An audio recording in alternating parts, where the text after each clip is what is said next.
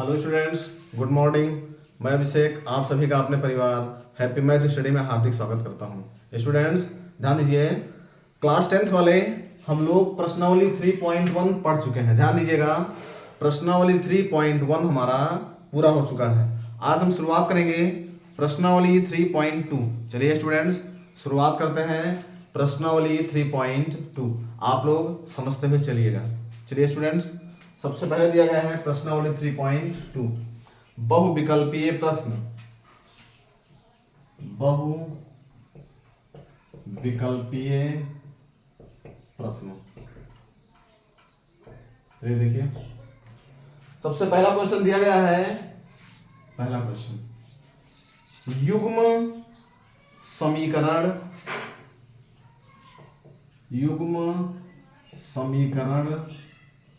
a1x plus b1y plus c1 a1x plus b1y बराबर c1 लिखा है, बराबर c1 तथा a2x plus b2y plus c2 बराबर c2। a2x प्लस b2y बराबर c2 के अनंत हल होंगे, के अनंत हल होंगे। चलिए देखिए स्टूडेंट्स, हमारा यदि आगे दिया गया है होंगे यदि। ध्यान दीजिए स्टूडेंट्स, आप लोग समझने का प्रयास कीजिएगा। पिछली क्लास में हम आप लोगों को बताए थे, जब हम प्रश्नावली 3.1 शुरुआत किए थे तब हम आप लोगों को बताए थे, ध्यान दीजिएगा, दो चरों वाले समीकरण युग्म की कंडीशन होती है। यदि a1/a2 बराबर b1/b2 बराबर c1/c2 तो समीकरण के अनंत हल होते हैं। यदि, ध्यान दीजिएगा, तीन कंडीशन हम आप लोगों को बताए थे। चलिए देखते हैं। सबसे पहला क्वेश्चन में हमसे पूछा है अनंत हल होंगे यदि अब ऑप्शन दिया गया है। पहला फर्स्ट ऑप्शन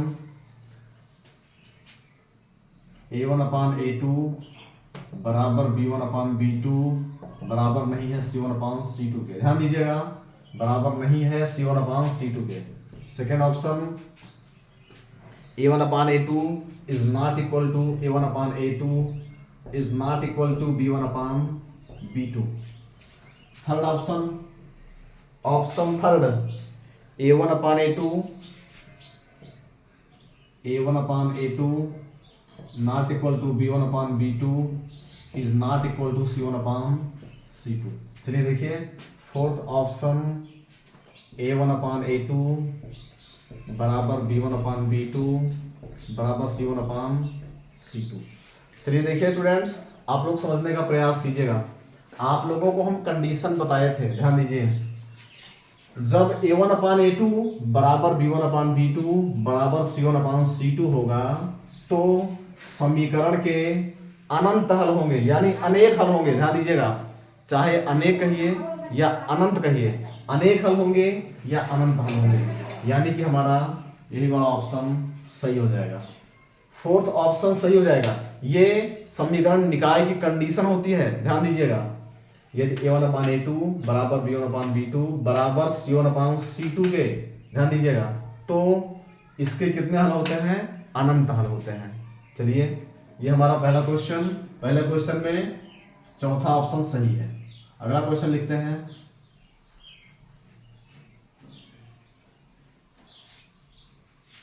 क्वेश्चन नंबर अगला लिखते हैं, दूसरा, निकाय a1x। ये देखिए, निकाय a1x, ये क्वेश्चन पूरा नहीं मिटा है, ये पूरा निकाय a1x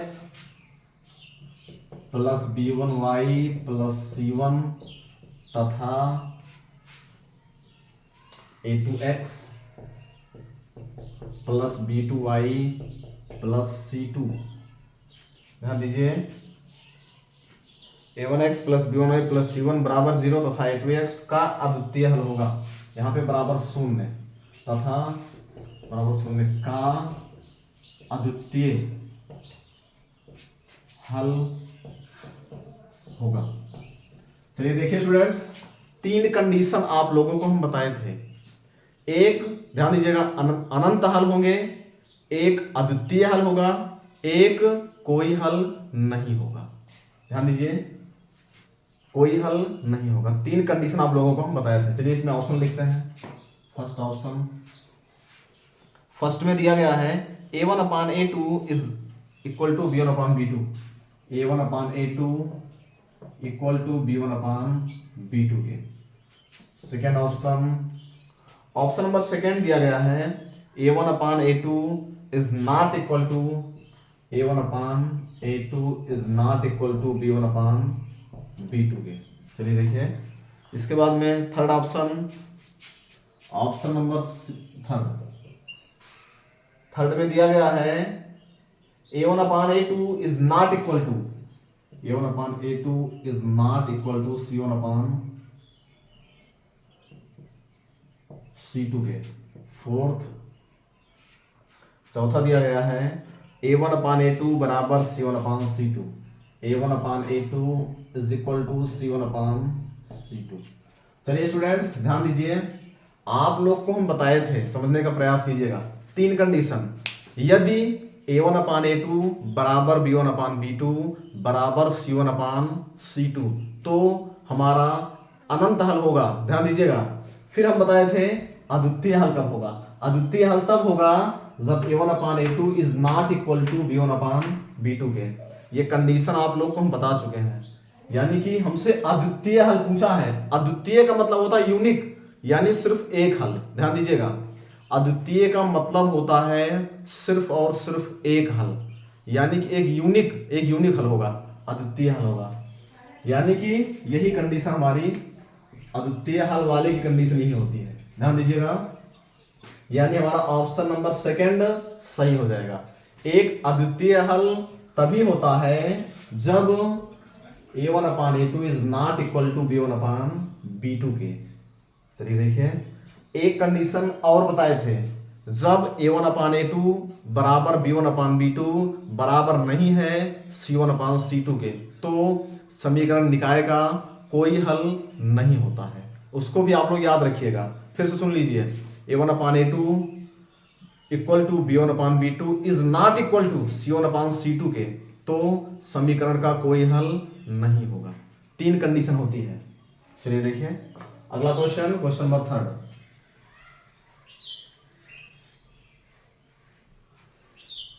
क्वेश्चन नंबर थर्ड, तीसरा, जब दो चर वाले समीकरणों का आलेख, जब दो चर वाले समीकरणों का आलेख, ध्यान दीजिएगा, जब दो चर वाले समीकरणों का आलेख प्रतिच्छेदी होता है तब उनके हल होते हैं। प्रतिच्छेदी होता है तो उनके हल होते हैं। ध्यान दीजिएगा, ऑप्शन फर्स्ट, सेकंड,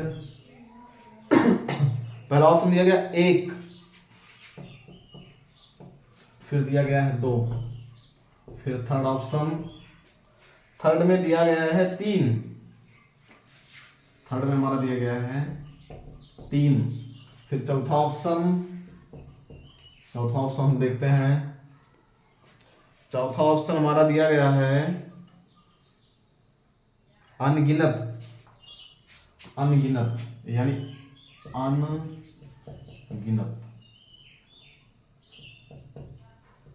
चलिए स्टूडेंट्स समझिएगा आप लोग क्वेश्चन, जब दो चर वाले समीकरणों का आलेख प्रतिच्छेदी, प्रतिच्छेदी का मतलब होता है काटना, ध्यान दीजिएगा, प्रतिच्छेद करने का मतलब होता है काटना। जब दो चरों वाले समीकरणों का ग्राफ जो होता है वो एक दूसरे को प्रतिच्छेद करेगा, ध्यान दीजिएगा, तो उसका क्या होगा, उसके हल होते हैं, सिर्फ एक हल होगा। ध्यान दीजिएगा, जहां जहां पे कटेगा वही हल होगा उसका। जैसे मान लीजिए ग्राफ हम बना दिए, मान लीजिए हम कोई बिंदु दर्शा दिए इस तरह से कोई आ गया, तो जहां पे कट जाएगा वही हमारा एक हल होगा। ध्यान दीजिएगा, जब दो चरों वाले समीकरणों का आलेख प्रतिच्छेदी बिंदु होता है तो उनके हल होते हैं सिर्फ एक, यानी हमारा पहला ऑप्शन सही हो जाएगा। ध्यान दीजिएगा, तीसरे में हमारा फर्स्ट सही है। चलिए आगे बढ़ते हैं, जहां पे कटेगा जिस बिंदु पे, एक बिंदु पे, वही होगा। ध्यान दीजिएगा, अगला क्वेश्चन नंबर 4, क्वेश्चन नंबर 4। चलिए देखिए, रैखिक समीकरण युग्म, चौथा क्वेश्चन देखिए, रैखिक समीकरण युग्म, रैखिक समीकरण युग्म x + 2y = 5, x + 2y = 5 तथा, और क्या दिया गया है, तथा 3x + 12y = 10, 3x + 12y = 10, x + 2y = 5, 3x + 12y = 10। चलिए देखिए, फिर क्या दिया गया है, बराबर 10 का, आगे का लिखा है, ध्यान दीजिएगा, का, और आगे देखते हैं। फिर हमारा क्या है स्टूडेंट्स, ऑप्शन दिया गया है, ध्यान दीजिएगा, ऑप्शन हमारा दिया गया है, एकल हल होगा, कोई हल नहीं होगा। पहला ऑप्शन दिया गया है एकल हल होगा, फिर सेकंड में कोई हल नहीं होगा, थर्ड में दिया गया है एक से अधिक हल होगा, एक से अधिक हल होगा, फोर्थ में अनंत हल होगा, अनंत हल होगा। चलिए देखिए, अनंत हल होंगे, बहुवचन होंगे। चलिए देखिए, अब आप लोग समझने का प्रयास करेंगे। आप लोगों को हम 3 कंडीशन बताए हैं, यदि a1/a2 बराबर b1/b2 बराबर c1/c2 के, तो हमारा अनंत हल होंगे। ध्यान दीजिएगा, यदि, ध्यान आप लोग समझने का पूरा प्रयास करेंगे, यदि a1/a2 बराबर b1/b2 बराबर c1/c2 तो अनंत हल होंगे। दूसरा देखिए, दूसरी कंडीशन, यदि a1/a2 is not equal to b1/b2 के, यानी a1/a2 b1/b2 के बराबर नहीं होगा, तो हमारा एक हल होगा, सिर्फ एक हल, यानी अद्वितीय, एक अद्वितीय हल होगा। और तीसरी कंडीशन, यदि a1/a2 बराबर b1/b2 बराबर नहीं है c1/c2 के, तो हमारा, ध्यान दीजिएगा, कोई हल नहीं होगा। तीनों कंडीशन आप लोग याद रखिएगा। चलिए हम चेक कर लेते हैं, ये हमारा x + 2y = 5 और 3x + 12y = 10।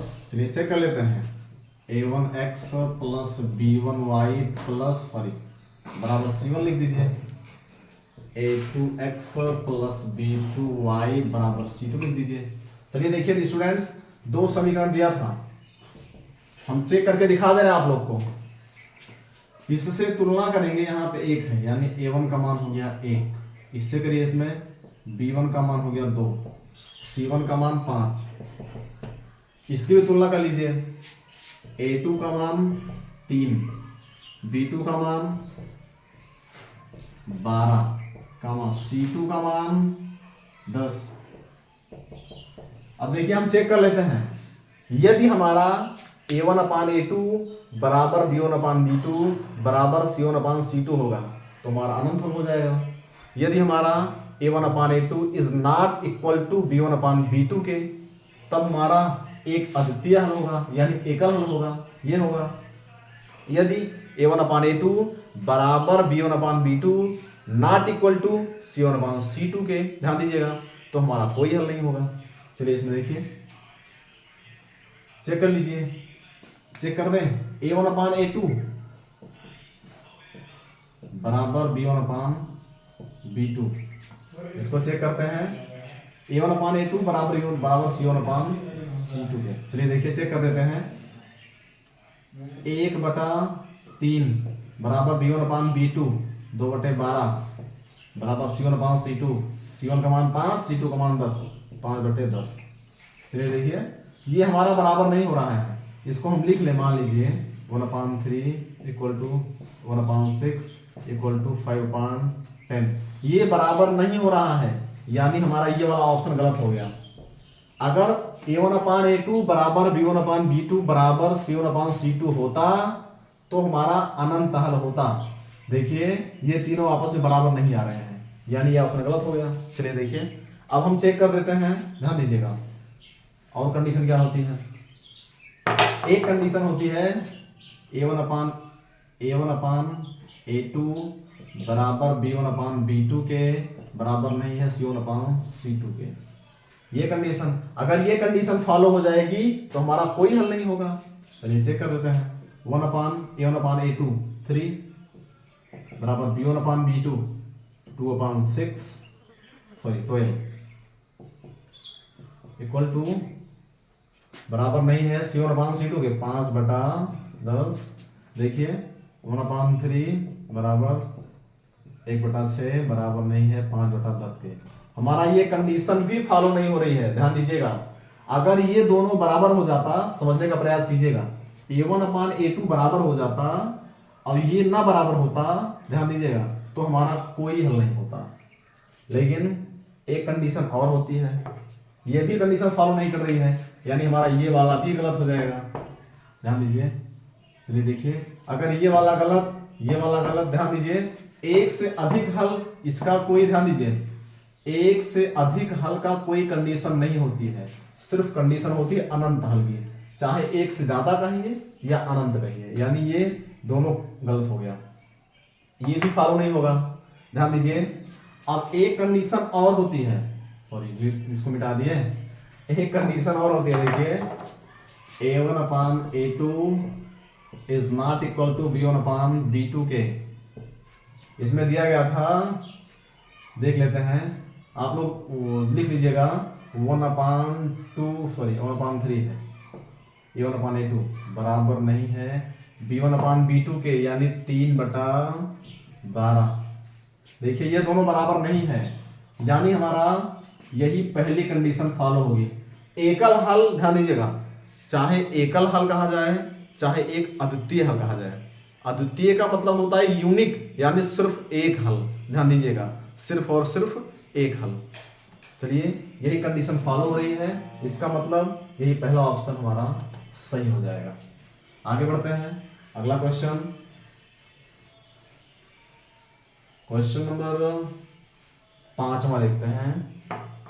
समीकरण x + y = 9। 5वां क्वेश्चन, समीकरण x + y = 9 के कितने हल होंगे? के कितने हल होंगे? पहला ऑप्शन 1 2 3 अनंत, पहला ऑप्शन 1 2 3 अनंत। चलिए स्टूडेंट्स, इस समीकरण के कितने हल होंगे? चलिए देखिए, चेक कर देते हैं। x + y = 9। आप लोग ध्यान दीजिए, x और y का कोई ऐसा मान रखिए कि ये हमारा कंडीशन फॉलो हो जाए, यानी कि दोनों पक्ष बराबर हो जाए। ध्यान दीजिएगा, x और y के आप लोगों से पूछा है इस समीकरण के कितने हल होंगे, यानी कि x और y के कितने मान हो सकते हैं। ध्यान दीजिएगा, x और y के कितने मान हो सकते हैं। चलिए चेक कर देते हैं। अगर हम यहाँ पे रख दे x का मान 1 और प्लस y का मान 8 तो हमारा 9 हो जाएगा, 9 बराबर 9। चलिए देखिए एक मान रख दिए, दूसरा रखते हैं 2 + 7 रख देते हैं तब भी 9 हो जाएगा, 7 और 9 बराबर 9। 3 + 6 रखेंगे तब भी 9 आएगा, ध्यान दीजिएगा 3 + 6 तब भी 9, 4 + 5 तब भी 9, ध्यान दीजिएगा 4 + 5 तब भी 9, 5 + 4 तब भी 9, या माइनस में भी रख सकते हैं कोई संख्या, ध्यान दीजिएगा। मान लीजिए हम लिख दें -3 + 12 तब भी हमारा 9, यानी x का मान -3 रख दें, y का मान रख दें 12 तब भी हमारा 9 बराबर 9। यानी कि ध्यान दीजिएगा आप लोग, कहने का मतलब ये है x और y के इसमें पूछा है कितने हल होंगे, इसके अनंत हल होंगे। ध्यान दीजिएगा आप लोगों को हम 4-5 मान रख के चेक करके दिखा दिए, ध्यान दीजिएगा x + y = 9, 1 रखे, 8 रखे, 2 रखे, 6 7 रखे, मतलब आप लोग ध्यान दीजिए इसके अनंत मान हो सकते हैं। बस यही कंडीशन फॉलो होनी चाहिए, बस दोनों पक्ष बराबर होना चाहिए। बस आप लोग चाहे जो करिए, चाहे जितनी बड़ी संख्या रखिए चाहे जितनी छोटी संख्या रखिए, यानी कि इसके क्या हो जाएंगे, इसके स्टूडेंट्स अनंत हल हो जाएंगे। ध्यान दीजिएगा इसके स्टूडेंट्स अनंत हल होंगे। ये इसके बाद में हमारा क्वेश्चन नंबर 5 हमारा पूरा हो गया। फिर हमारा शुरू होगा स्टूडेंट्स